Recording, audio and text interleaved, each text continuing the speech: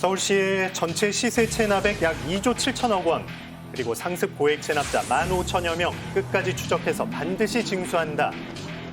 받아내려는 자와 피하려는 자의 쫓고 쫓기는 현장 그 마지막 이야기. 그게 위장이온이라고요, 선생님. 국민이라면 당연히 지켜야죠. 납세의 의무를 저버린 악질 고액 체납자의 세금 징수를 위해 서울시 38 세금 징수과의 추적은 계속되는데요. 오늘도 역시 이른 아침부터 추적에 나서는 38 기동대. 첫 번째로 향하는 징수 현장은 3억 5천만 원 정도 체납세가 있는데 이분이 2017년도에 이혼을 하시면서 지금 방문하는 주소를 배우자한테 재산 분할을 하셨어요. 전형적인 사회 일을 하신 것이라고 추정을 해서 지금 체납세를 면담하러 가고 있습니다. 3억 5천만 원가량의 세금을 납부하지 않은 고액 체납자. 체납자를 찾아 징수팀이 도착한 곳은 바로 강남에 위치한 100평대의 한 고급 빌라입니다. 체납자는 현재 이 집 소유자인 전 배우자와 함께 머무르고 있는 것으로 추정되는 상황. 과연 여기서 체납자를 만날 수 있을까요? 이혼을 했는데 머무는 것도 이상하죠? 문이 열리고 조심스레 집안으로 향하는 조사관들. 먼저 체납자의 전 배우자와 면담을 시도합니다. 선생님 어디 계세요? 지금 집에 계세요? 아니요, 없어요. 어디 가셨어요? 네, 지금 여기 안 계세요. 어디 가셨는데요? 전 잘 몰라요. 이혼하고 나서 여기 없었어요. 왜냐면 사실 같이 있고 싶지도 않고 그냥 남남이에요, 남남. 체납자의 행방을 모른다고 일관하는 전 배우자. 그런데 그때 조사관이 전 배우자의 흔적이 아닌 것을 발견합니다. 체납자의 옷가지로 추측되는 빨랫감들. 그런데 이뿐만이 아닙니다. 체납자의 이름표가 달린 골프 가방들까지 4년 전 이혼한 체납자의 물품이 어떤 이유에선지 계속 발견됩니다. 소중히 간직하시고 여기서 허위 진술하시면 바티로 나갈 아니, 잠깐만요. 지금 여기 자고 있으니까. 이제야 체납자의 행방을 털어놓는데요. 들어가. 아니 안 되신다 그랬어요. 근데 왜? 아니, 나는 지금 너무 정신이 없어가지고요. 예. 남남이라고 하셨잖아요. 생각을 하세요.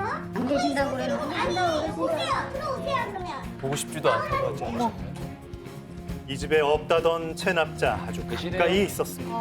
황당하네요. 아니, 아까는 안 계신다 그랬어요. 안 계시다면서요? 나가셨다면서요? 이따가 나갔다고 그랬잖아요. 제가 여기 안 사신다고 그랬잖아요. 내가 언제 안 산다고 그랬어요.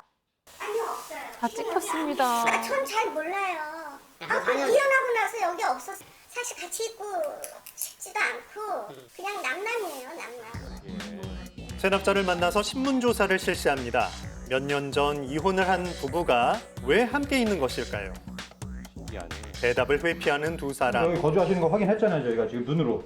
선생님들은 그냥 뭐 헤어졌다가 지금 오셨다고 하지만 저희가 조사한 거는 이거를 위장이혼이라고 그래요. 그렇기 때문에 저희는 여기를 가택 수색하고 선생님을 체납처분 면탈로 고발할 거예요. 그러니까 지금 납부를 하시던가 의사를 밝혀주세요. 지금 위장 그게 위장이온이라고요, 선생님. 이혼이 뭐 그렇게 나쁜 건가? 나쁜 거죠? 선생님 다좀 보죠. 수색해야 일단 그러면 일단 지방세율법 징수법 제35조에 의거해서 수색을 실시하겠습니다. 수색을 실시하자마자 체납자가 이곳에 거주하는 것으로 추정되는 옷가지는 물론 여권까지 확인됩니다. 이어지는 가택 수색. 이미 체납자의 실태 조사를 파악한 후에 불시에 시행되는 수색은 최후의 조치로 시행되는데요. 여력이 있음에도 피하는 일부 고액 체납자들. 꼬리를 잡고 보면 여지없이 호화 생활을 누리고 있죠. 적게는 몇십만 원부터 최고 300만 원대를 호가하는 고급 양주들은 물론 수색 후 확보한 고가의 물품들은 모두 압류 대상입니다. 세금 납부 의사가 전혀 없는 체납자, 동산 압류까지 진행하는데요. 이거 쓰시면 여기 써 있는 대로 또 형사법에 의해서 처벌받으세요. 옮기기 어려운 가전제품 등의 동산에는 압류 봉인지를 붙여 수색을 마무리합니다. 더 이상 물러날 곳이 없는 체납자. 압류된 물품은 공매를 통해 체납 세금으로 충당되는데요. 4시간에 걸친 긴 수색 끝에 철수하는 징수팀. 하지만 여기서 끝이 아닙니다. 지금 현재 체납자가 납부 의지를 표명을 하지 않으셔서 집에 있는 동산을 압류를 조치를 했습니다. 그래서 위장 이혼이라고 저희가 판단을 해서 방문을 한 것이고 세금이 부과될 시점하고 배상 분할을 해준 시점이 일치하기 때문에 사행위 취소 소송을 통해서 소유권을 다시 체납자 앞으로 이전시키면서 동산 압류에서 충당되지 못한 부분은 소송을 통해서 저희가 징수할 예정입니다. 열심히 해야죠. 다음 징수 현장을 찾아가는 조사관. 6월에 부과되는 세금 잊지 않으셨죠? 바로 자동차세인데요. 납부의 달을 맞아 대대적인 합동 단속을 펼치는 서울시와 25개 자치구 상습 체납 차량 일제 단속에 나섰습니다. 서울시에 지금 현재 5월 말 기준으로 해서 자동차세 미납액은 2,406억 원으로 서울시 전체 시세 체납액의 약 한 8.8% 정도를 차지하고 있습니다. 오늘은 체납된 차량들을 현장에서 번호판 영치를 하고 징수를 독려할 예정이고요. 지방세, 주민세에 이어 세 번째로 많은 체납 항목인 자동차세. 4회 이상 상습적으로 체납하는 차량을 집중 추적할 예정인데요. 첨단 장비가 장착된 단속 차량. 양측에 달린 카메라가 주변 차량 번호판을 인식해 정보를 모니터로 바로 전송한다는데요. 체납액과 체납 건수는 물론 차주의 정보가 바로 표시됩니다. 첫 번째로 발견된 체납 차량. 체납 건수 4회, 체납액은 약 66만 원.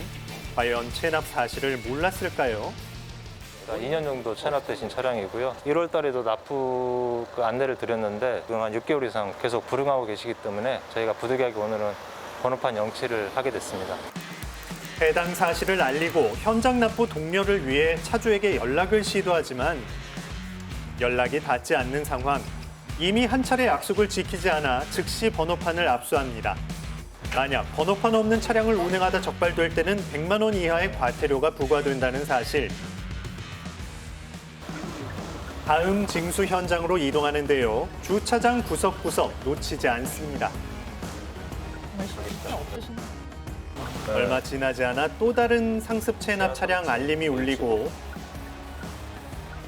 차량을 살피는 징수팀은 이내 번호판 영치를 시행합니다. 자동차세가 4건 체납돼 있고요.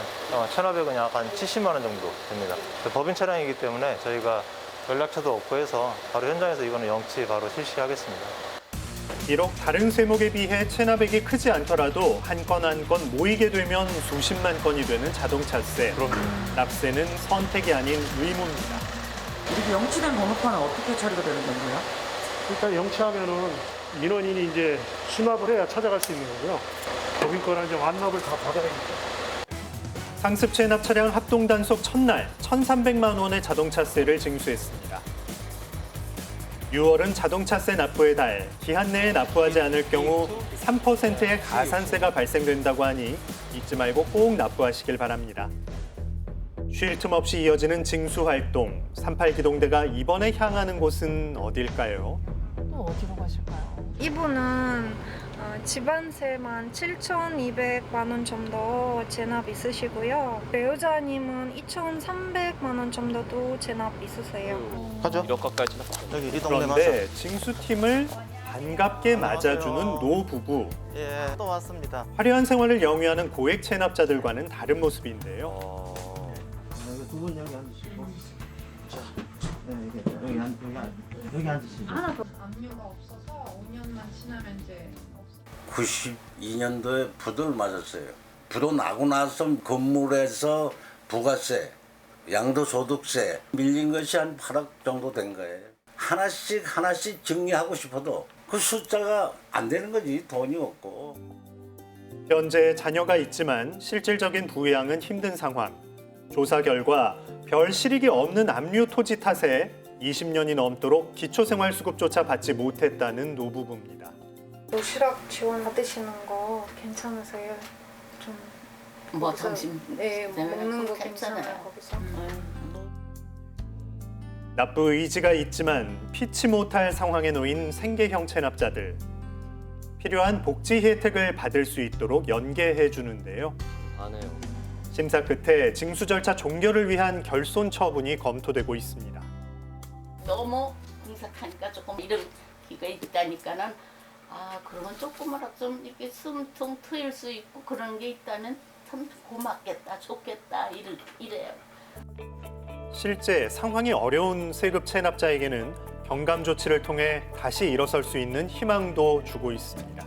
복지 지원이나 어떤 행정 어떤 지원을 통해서 구제가 된다면은 체납자에서 성실한 납세자로 다시 바뀔 수가 있거든요. 본인들도 사회 재개도 가능하고 여러 가지 어떤 효과가 있는 거죠.